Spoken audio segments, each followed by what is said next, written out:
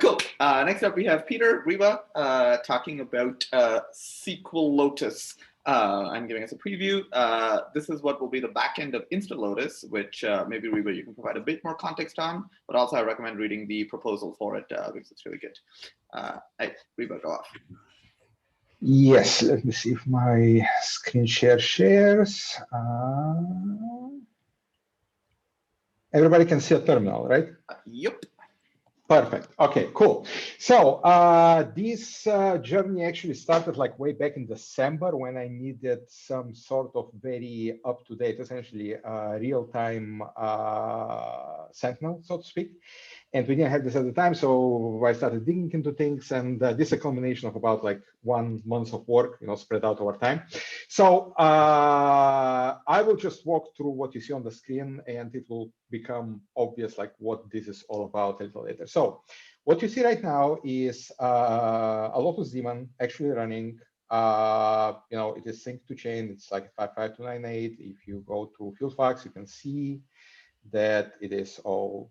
Well, it's 297 because Fieldfax itself is lagging behind a little bit, but everything works correctly, and it will at right now it's 30-second mark. It goes to 299 and so on and so forth. Now, what is interesting here? This is an entire full node, but if you look at our free space, we basically are taking only 7.9 gigs, and no tricks. There are like no disks or anything like this attached to this thing. In fact, if we go and look in the Lotus folder and look in the data store, there is no chain directory at all. This entire thing works fully on the network, taking a completely remote block store and using it, as we go.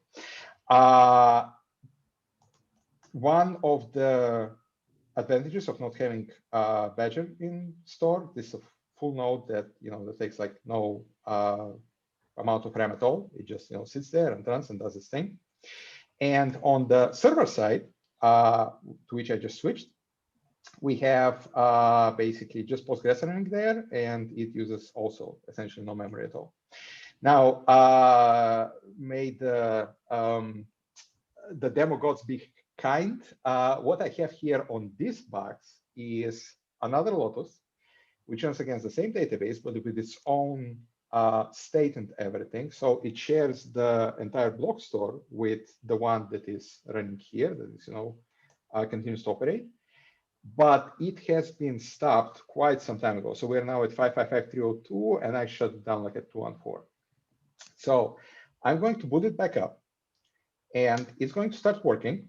And you may notice it starts instantly. There is no like time to open Badger or anything like this. It's like there right away.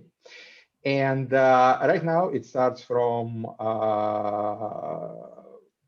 I did not resize something here. One moment. We want to see just the top. Whoops. Just the top two. Yeah. So it's starting from 55213, where I pretty much shut it down.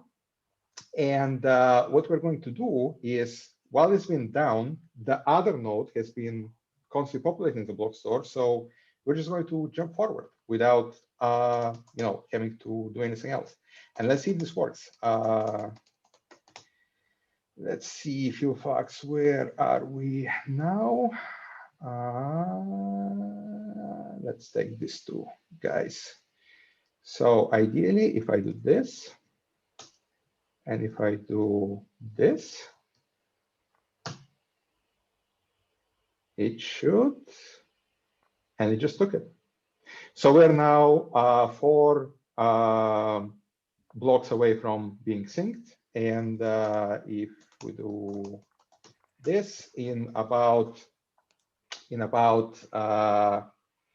like this current epoch is weird. I remember. We actually need to restart Lotus after we do set head because it will not interrupt the sync that is going right now. So now if we start it, it is going to be at the right place. Yep, there it is. And now it will basically say that it needs to do 4 and it will be ready to go. And that is almost the sqlotus proposal that I wrote, although I still have like stuff on disk and so on and so forth, so it's not fully in place. But that is the part that basically would allow somebody to have a replica of a database like this, and just stream it to something like Will's GraphQL interface, which here we literally don't run anything aside from a Postgres replica that is streaming all the changes from this main node in, and just his stateful server, nothing else. And this thing will tell us that we're now at 300, which is where we left this node at. And if we refresh now, we should see, once it gets to 302, the GraphQL is one block behind always. So once this goes to 302, the GraphQL will do things for us as expected. And yeah, so this entire contraption is basically to allow places like in Fura, for example, to run a bunch of nodes out of the same data store, which, because this is like a grown-up database, so to speak, it is designed for multiple reads over few writes, and it is extremely optimized for huge data stores. So we can throw all our 3 terabytes of data into this thing, and it doesn't bat an eye. It just continues working. And yeah, now one more thing that I want to go over here real quick. If you see here, we scrolled that it took about 9 or 7 seconds to validate the tip set. The reason this happens is because in addition to keeping track of all the blocks that go in, we also keep track of the chain. So we actually keep track of orphans and stuff like that within this very same store, so that you can stream out the replica, and somebody, by just looking at the database, knows exactly where the head is, what orphans are, what the chain looks like from the perspective of this particular instance that has been writing to this database. And each individual instance, like both this instance and this instance, write to separate places in the database. They have their own instance namespaces, so that you potentially could run, I don't know, like 20 nodes that all write to the same place, and you will see all of them, how are they seeing orphans, how the chain evolves from their point of view, aggregating in the same place.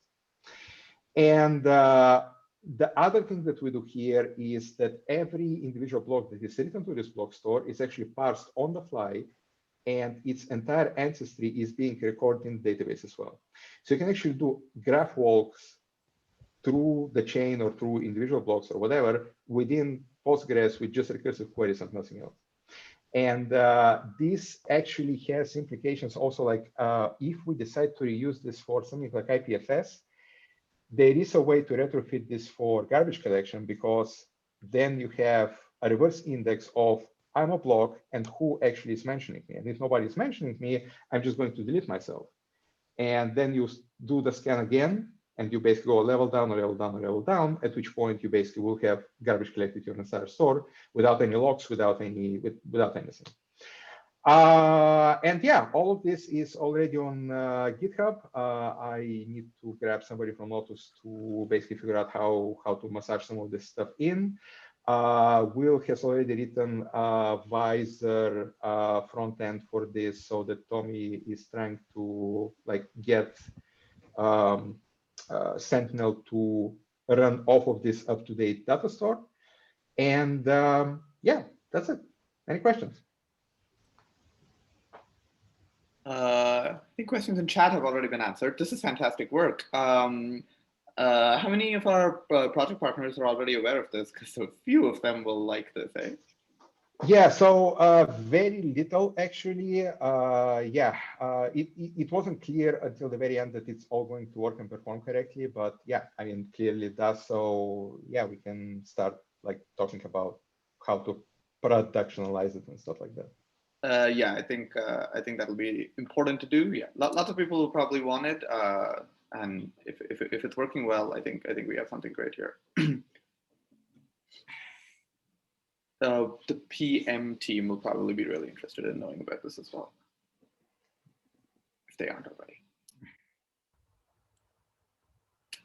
Feels like it's definitely like, you know, this is big news, capital B, capital N. So it goes to all the peeps, and then eventually blog posts and videos and everywhere, so that people are aware of the new options for them to do the things better. I love it. Thank you.